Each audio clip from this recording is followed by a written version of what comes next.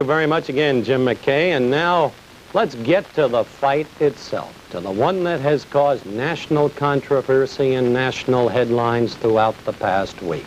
Let's go to the Central Maine Youth Center and fight announcer Johnny Addy. And the referee, ladies and gentlemen, the former heavyweight champion of the world, Jersey Joe Walcott.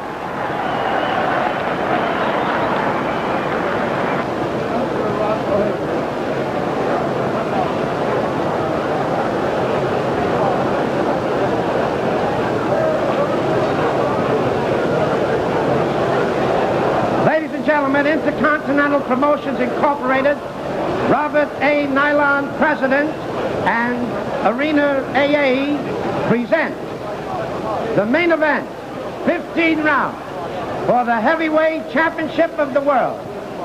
The principals, introducing from Denver, Colorado, he's wearing black trunks, he weighs 215 1/4, the former heavyweight champion, and now the challenger, Sonny Liston.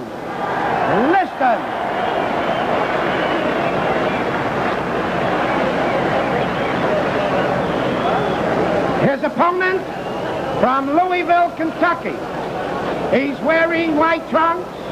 He weighs 206. The heavyweight champion of the world, MuhammadAli.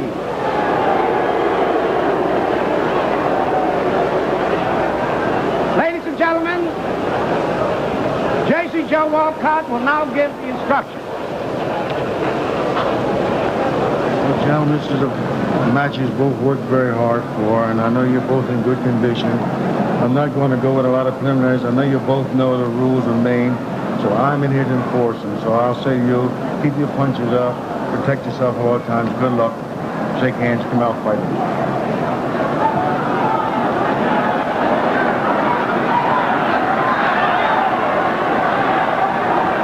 We're just about ready to go. Muhammad Ali saying a prayer in his corner before coming out to meet the challenger. And did you notice the way Liston was sweating under those hot lights?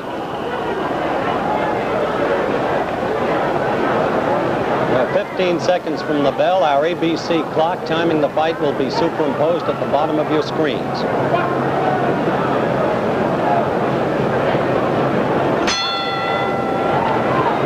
Here we go.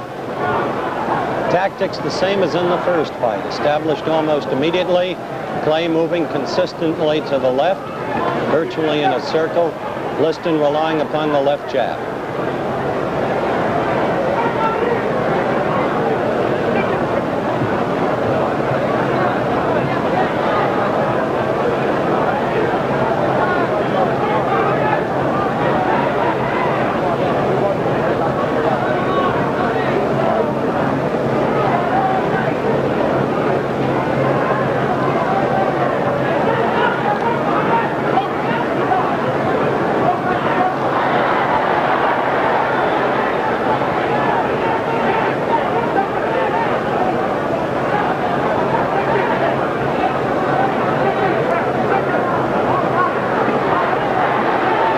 To 1 minute.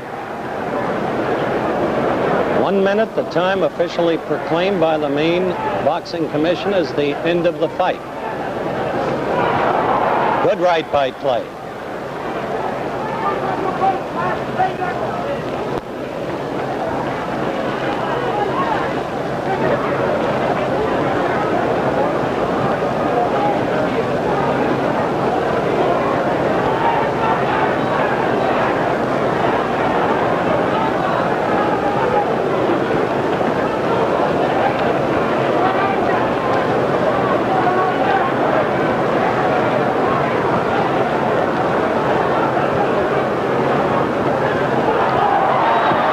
Did you see the punch? Did you see it?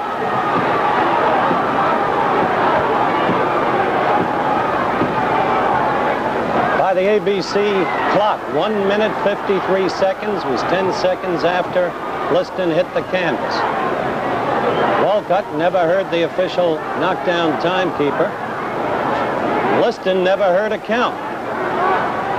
Walcott leaves the fighters. Liston still has reflexes. Look at him duck. Now Walcott has gotten information that Liston was down for a count of 10 and more.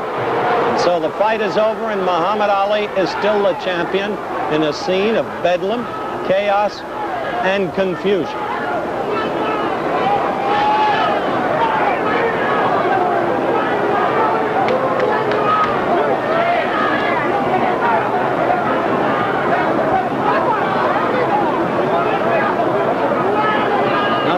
Confused is Jersey Joe Walton.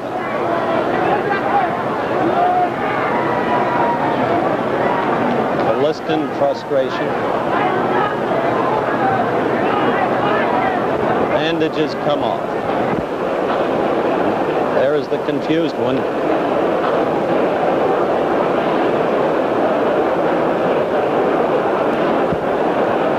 Champion adulation, interviews.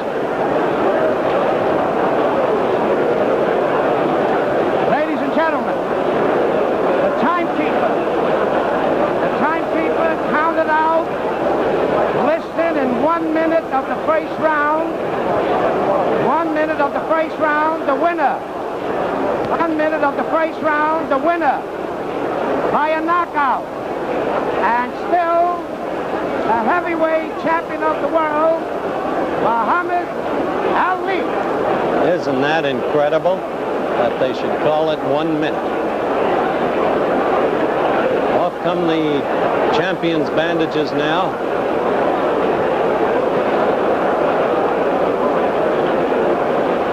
And the champion tells the press exactly how he feels about at least some of them. But you can hear the crowd chanting in the background, many young Bates College students among them. Now here he's going to talk with the other television commentator, Steve Ellis. Watch the game. All right, Cassius. Wait a minute now. Muhammad Ali, better known as Cassius Clay. Muhammad, what was the punch that won it for you? You're a real champion at this point. Well, the punch won the fight for me. Well, I believe it was a left hook or a right cross. And one of the two, I really can't think because I was moving too fast. A left hook or a right cross? That's right. All right, now, did you think you were going to be able to do it in the first round? You did it in 6 rounds last time, Cassius. Didn't I tell the world that I had a surprise? And that if I told you the surprise, you would not come to the fight. With me was Almighty Allah and his messenger, and I've been saying my prayers regular, living a righteous life, right. And as you see, what happened. Oh, wait a minute. Now, let me ask you this, if I may, Cassius. Wait a minute. Muhammad. All right, no, wait a minute. Okay, all right, Muhammad, tell me this. Did you think that Liston hit you with any kind of shot that maybe hurt you, any whack toward the body? No, he hit at my body, but he hit my arms instead. He hit your arms instead. I'm a little too fast, Steve, to be hit by slow fellas like You seemed very confident at the beginning. Why were you that confident coming out? I'm confident because Allah's with me and his messenger, Elijah Muhammad. All right, now, Muhammad, tell me this. What did you really knock him out with the left hook and the right smash? Well, I would like to see the videotape if you have it. All right, do we have the videotape? Yes, we do. Show you more. All right, we have the videotape, and let's try for viewers all over the world see what we had. Beautiful footwork. I was getting ready to come in there with a pretty right, but he was in the way. He was in the way. Yes, I must say this was an easy payday. My shape was so good, it really surprised me. I came in at 2. Now you're going to hit him. Watch closely. Watch closely. Is it a right-hand counter? You tell us what it is. I think it was a right-hand counter, not the left hook that you talked about a while ago. Well, didn't I tell you that Liston said in my poem, I want the world to know that I apologize. This kid is so fast, he can't be touched, you know. Now watch this. Watch closely. He's still the aggressor, at least moving towards you. This is scientific action, you feel. I'm a creative fighter, just taking my time and watching him knock him out. The man is a little afraid. All of this talk about somebody coming in the arena with bombs and machine guns scared him to death. It didn't scare me, but it scared him. Well, now, Bodini, there it is. That was the right-hand counter. Let's watch it. Let's watch it. A right-hand counter, as I saw it. Steve, you have never saw the real Muhammad Ali. I haven't had time to warm up yet. You haven't? I haven't had time to just sat down. Let's look at it again. Now, that right hand was good. He aims toward the belly. He hit you under the heart there. Yeah, I didn't feel it. You didn't? No, let's watch it. I thank Allah for his messenger, Elijah Muhammad, for giving me the confidence to conquer all of this fear right, they tried to put in me here tonight. I don't want to overlook it. Describe this to us. Here he's coming towards you. He's moving in. You counter, I think. I know I just blocked that right hand with my elbow. See, you notice my guard is down. I can't be hit because I have split-second timing with footwork and head work. All right, now watch it. Here it goes, in my opinion, as I look back. Halfway through this first round, or a little better, he's off balance. I'm glad you're showing this in slow motion. I see why now. So fast, I don't guess you can see me in real action, Harley. You're too tough for me. You're too tough for me to see. All right, let's be looking closely. Long time in slow motion for this to happen. Who's he howling about? No. That's right hand. Right hand. The right hand hurt him. Right hand. Right hand. Knock him out. Watch it. What was it? Right hand. Right hand. Knock him out. Watch it. Did you think he was getting up? Oh, I knew he would fall early, but I wanted it to be about 3 or 4 minutes later. Why are you standing over him, I'm trying to tell the bum to get up and fight. People Why are you doing that? Tell me why. That was ABC's exclusive slow motion videotape coverage of the fight. We'll be back with the knockout in slow motion and again from a different camera angle in just a minute.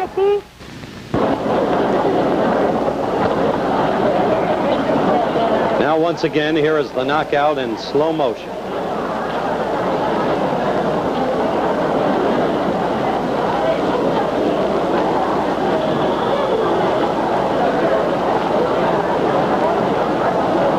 Just that time you saw the blow cleanly.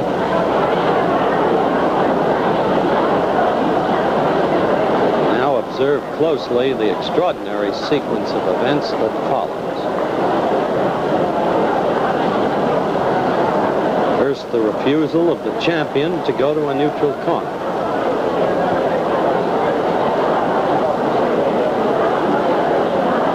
Now he apparently departs. Second, the attempt of Liston to arise.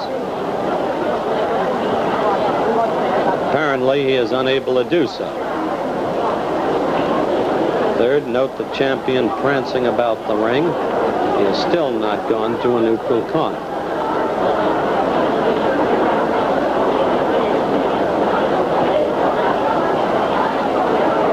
Fourth, the fight actually resumes.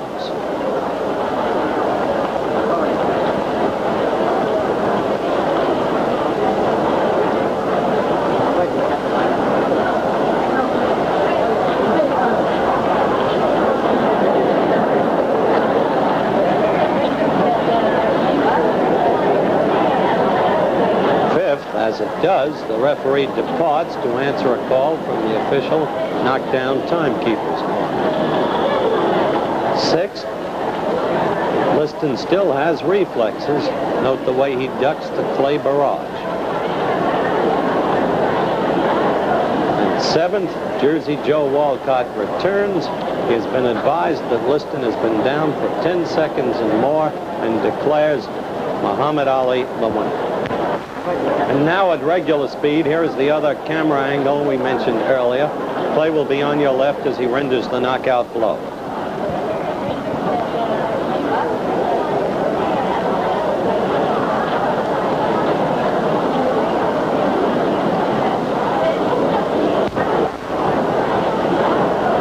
And there you saw it once again. Now, before we go to Robert Riga, let's listen to some post-fight comments by Liston and Muhammad Ali. What happened when you tried to get up? Do you think the fight would stop before it should have? Well, only thing I was trying to pick up the count. He was trying to pick up the count.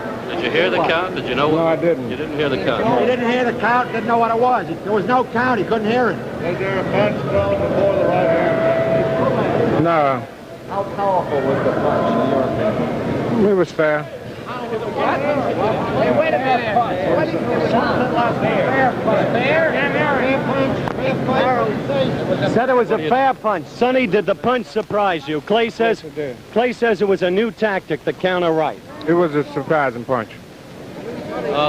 If you had picked up the count, would you have been able to continue? Yes, I If would. he picked up the count, he would be able to continue. Myself, I think so. He couldn't pick up any count at all. Yes. Well, I would say the number one contender, Terrell, either one, yeah. Chavallo, either, but it don't make no difference. I'm in a position now where I can't squawk who's now. I might have to fight you. In the position now where he can't squawk, he'd have to fight anybody. He seemed to be in good humor. You hear it, Lester? Yeah. Ain't no use, ain't no sense of being in bad humor. Sonny, do you feel a disappointment at all? What actually are your Yes, feelings? I do. Feel real disappointed. I think it was because of my main point was to get him and get it over with. What was your plan? Were you going to try and get him early or stay with him? Well, I was going to stay with him. He got hit hard. I hit him with a punch that Jack Johnson used called the anchor punch. Stephen Fetcher, the old great Hollywood movie star, as I told you, he's working with me, and we were in secret training on something called the anchor punch. And this is a punch that Jack Johnson took to the graveyard with him. Nobody knew it but Stephen Fetcher, and it's a twist-like chopped right hand that is hard to see. And I told a few of you fellas when you were at Chicopee, Massachusetts at my training camp, if you can remember clearly, I was demonstrating the right. Do you remember? Why don't you show us how it went, Jack? Do you? Yeah. How does it go? It's a How does it snap go? punch, and you can't punch it until the man is coming in at you. That's like a head-on collision. One car doing 50, hitting the back of another car going 50, doing the same way, it's not much shock. But you turn the car around and bring them together head-on, it's a shock. So the man, I had to time the man with my rhythm and bouncing where he was coming at me and where I was meeting him, and just, that's all. Goodbye, A Jack. twist. And you can't see it, but if you were hit with it, all of you would be out. Muhammad, was he... In boxing, when the championship of the world is at stake, defeat without punishment always creates doubts in the minds of the fans. I guess that's because of the great fighters we've had down through the years, the great fights, and the great pictures of those fights. Like this one, the day Jack Dempsey gave a tremendous beating to Gibbons in Shelby, Montana in 1923. Or this one, when Rocky Marciano won his world championship in the 13th round with his tremendous right hand to Jersey Joe Walcott's chin. There was never any doubt about this punch or about Marciano causing the damage. Or in the two fights with Izza Charles and the tremendous punishment Charles took and Marciano's battered face. It was all there for everyone to see. But in Lewiston, Maine, in the last heavyweight championship fight between Liston and Clay, there was a great deal of doubt. This is the first punch of the fight. Clay throwing a right hand over Liston's left jab. This is Clay's second right hand, the one many people thought was the best punch of the evening. It caught Liston on the chin, but he kept on fighting. And this sequence shows precisely what happened and how the punch in question was landed. Clay was circling to his left, as he always did in the first fight and in this fight. Then Sonny Liston threw a 17th jab. He was short with it. He missed on all 17 jabs of the fight. You'll notice Clay's hands. Both his gloves are below his belt. He's circling to his left, on his toe, and then suddenly he brings his right hand up over Liston's jab and connects on the side of Liston's head. He's pushing off his rear foot. His power is coming all through his body. He has every intention of landing the blow. Liston crumples. His gloves come together. And now if you look at Clay's feet, he's swinging to the right. He seems to be off balance. But the punch has landed. And then he follows through with a left hook, but of course it misses as Liston goes down. This is the punch which so many people did not see. Another question is, for a man like Liston, who had never been floored before, how can one punch like this put him down, especially when thrown by Clay so early in the fight? There is one theory that's very interesting, and that's the karate idea. The idea that a fighter throwing a particular punch in a particular style, as Clay can do because he has this great balance, this great speed which you need in karate, and the fact of the twisting motion at the waist, which a karate fighter always has, and the way when you bring the glove up, you turn your fist over. The karate people call this focusing the punch. A hook is like this, a jab is like this, but a karate punch is like this. I don't say, or no one says, that Clay intentionally threw a karate punch or that he planned this punch, but because of the nature of his style of fighting, it's perfect for throwing such a punch. And perhaps landing here on Liston's head and throwing it in his style, which is natural to him, it was very effective. This could have done it.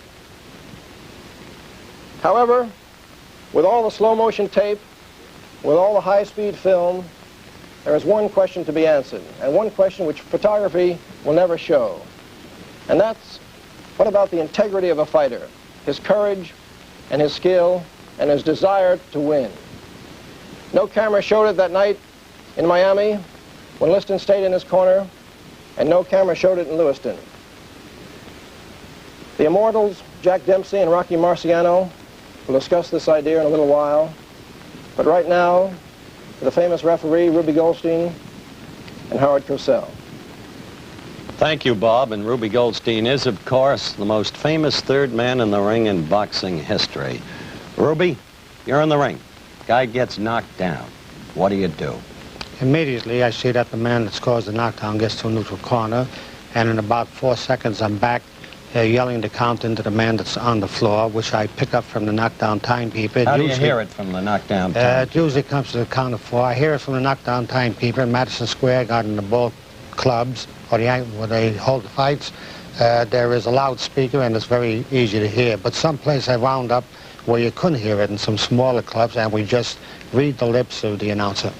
Lip reading. Right. All right. Have you ever in your lifetime left the fighters to themselves, one fighter on the floor? No, you don't leave it, and I feel sorry for Joe Walcott. He's a fine man, very honorable man, interested in a lot of good work, but he had a tough man to handle, a man like Clay who kept roaming around in the vicinity where Liston was, yelling to get up, and it was difficult. At the same time, we've got to be reportorial about this, Ruby. Let's have a look. We had a special camera following Walcott during that period of action there, or chaos, however you want to put it. And I'd like your comments about Jersey Joe as we run the film of the fight and see exactly what he does. Now, there's Liston down. Now we're going to be going to Jersey Joe.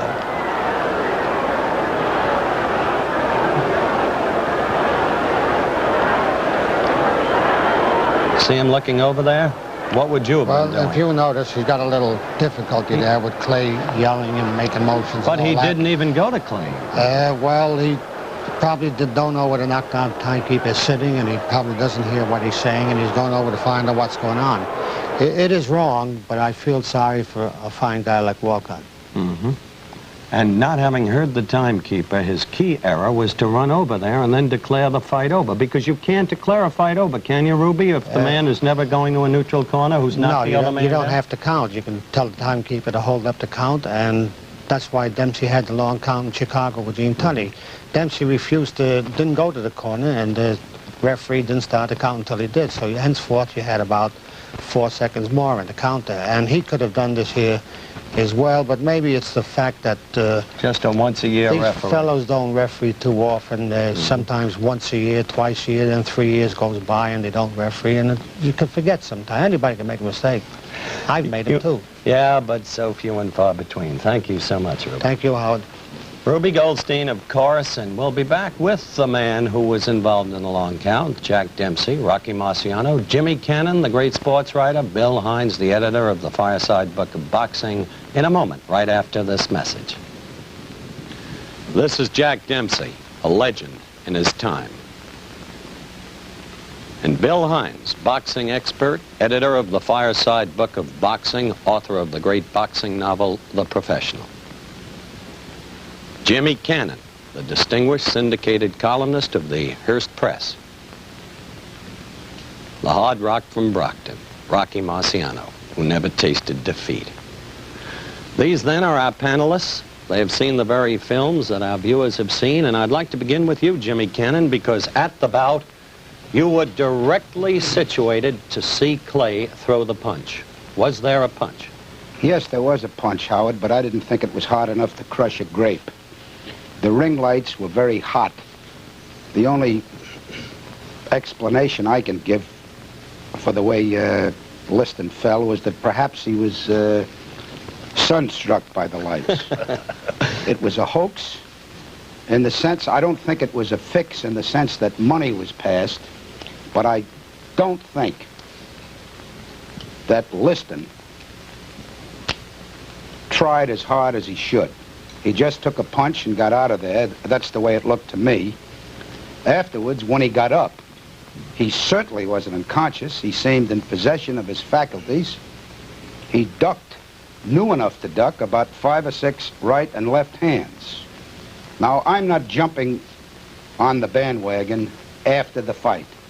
Before the fight, I refused to pick a winner because I didn't like the circumstances of it, the people connected with it, the mere fact that Liston owns 22.5% of the stock in the company that promoted it.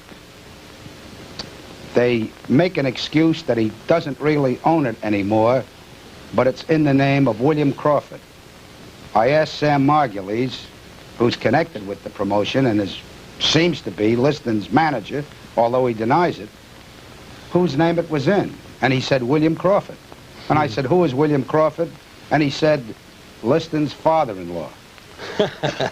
Hi, Jimmy. I'm going to move from that to Rocky Marciano because, Rock, you and I were seated together right beneath Liston, virtually, where he fell.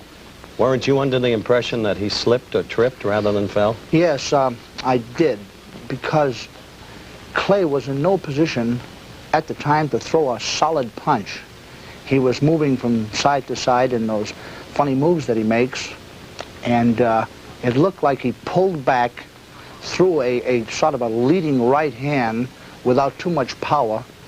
But from the films, evidently after he threw it halfway, he then put some power behind it and did get in about 6 inches of punching power. Didn't you feel that Walcott thought Liston slipped or tripped? Yes, he acted that way because he just didn't start the count at all. Well, here's a good chance, gentlemen, for a break. We'll get to Bill Hines and Jack Dempsey in just a minute, so let's take 60 seconds out for another kind of sport, shall we? All right, let's resume and let's talk to the Manasseh Mauler, Jack Dempsey. Jack, you deliberately did not look at that fight until today when you've seen the films. That's right. What's your view of the films? Well, there's very little to see, except I saw the punch, and the list looked very slow, and there was so much confusion, you can't tell what was going on. You think it was a knockout blow? Well, I don't know how hard he was hit. Not being on the receiving end, you never know just how hard these punches do come over, but I did see the punch go over.